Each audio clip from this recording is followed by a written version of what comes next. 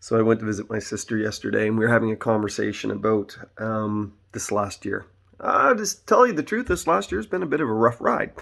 Some of you have been following me and following my meandering contemplations as I kind of wander through what I'm experiencing in the context of God's truth and God's love and God's instruction and all those kind of things. And the last year,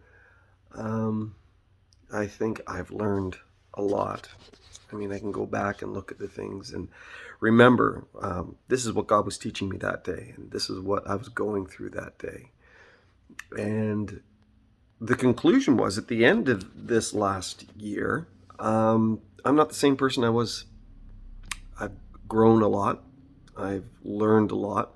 I've been humbled a lot. And I've discovered that the journey that God had put me on was much akin to the valley of death. And the scripture says, yea, though I walk through the valley of death, thou art with me. The valley of death to me is those dangerous places where it would be easy to give up on your faith. When things are the darkest, when things are the most difficult, when things are the most painful, when things are the most confusing, when things are the most frustrating, and it's just easy to look at God and saying, you know what, you don't make any sense. I don't want to follow you anymore. Those are the times when we feel God the least sometimes because of all the other things that are going on. But the reality is that's when God's presence is most realized.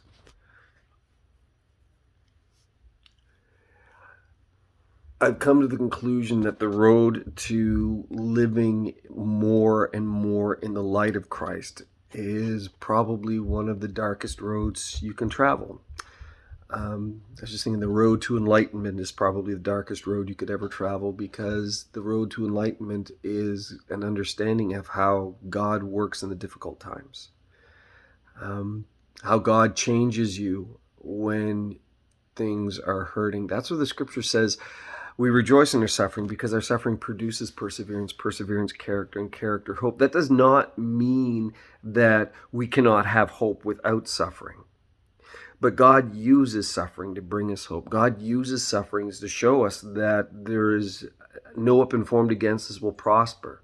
We may be knocked down and broken, but we'll never be destroyed. Why? Because God sustains us. God gives us everything that we need to take the next step and move forward. And it says, after doing everything to stand, stand.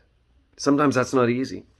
Sometimes it's not easy to look at the moment you're in and saying, God, I'm going to praise you in the middle of this storm. But God says, do that. Because your perspective on the storm will change pretty quick. So I started praising God, and it changed my heart, and it was amazing. And it is amazing. I haven't arrived. I don't think I ever will. I've got a lot of growing to do, and I think I'll go through some more dark times. But I know that the light at the end of the tunnel is not a train. It's Jesus Christ saying, here's the way. Just follow me. You'll be okay. Hope that's an encouragement to you. God bless you.